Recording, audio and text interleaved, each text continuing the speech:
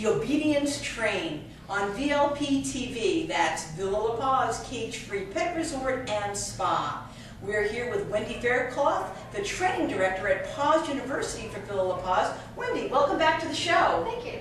I know that you have something really interesting and you're actually going to be showing us a demo today. What are we talking about? What I'm going to show you guys today is the difference between a lured behavior, luring a behavior or bribing a dog into a behavior, or the difference between that and rewarding a dog for thinking and acting and then rewarding it for doing something for us. So just listening to you talk, it sounds to me like we want the second one. We want our dog to think and respond to us and not be bribed into everything that we want them to do. Yes, because if you're going to wean off of your treats or your rewards at some point, you can't always have that as a bribe.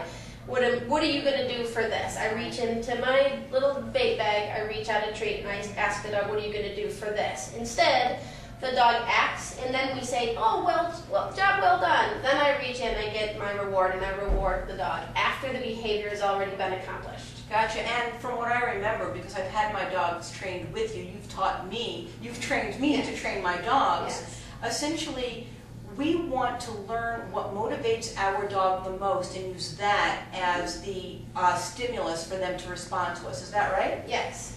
And I'm going to be teaching you guys a training thing called free shaping. Free shaping. Free shaping, Okay. yes. All right. Well, here we go. We don't want our dogs to be alluring. We want them to be thinking and responsive, correct? Yeah. All right. Well, I have a feeling that those people out there want to know exactly what you're talking about, so why don't we go out and get a dog and show them a few things. Right on. Sounds good? Sounds good. Okay. So the difference between lured behavior, free Solomon, you show the dog the treat. When the dog does what you want, you give them the treat.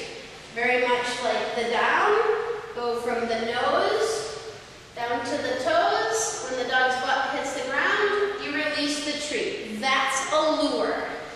When I lure the baby puppies, I will lure them for maybe a week. I get off of this lure of having to show them the treat to get them to do it.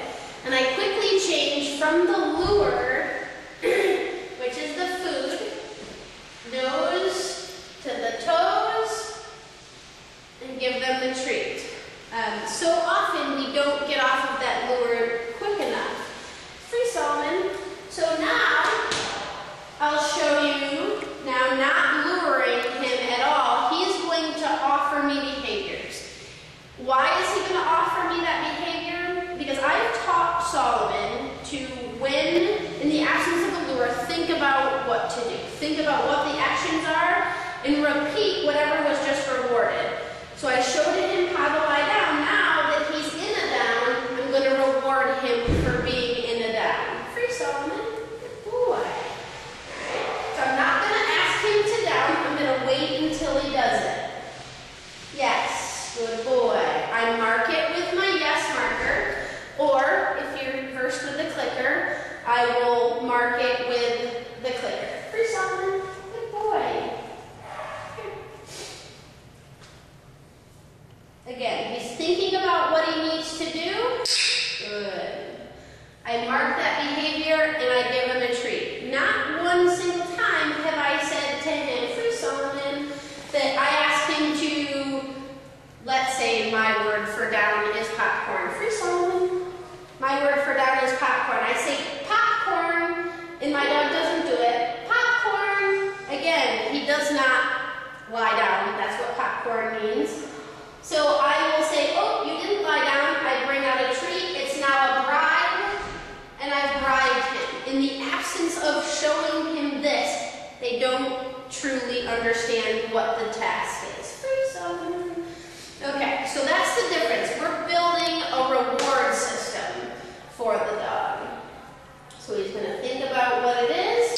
Good boy. I mark it, and I reward him. Free. The next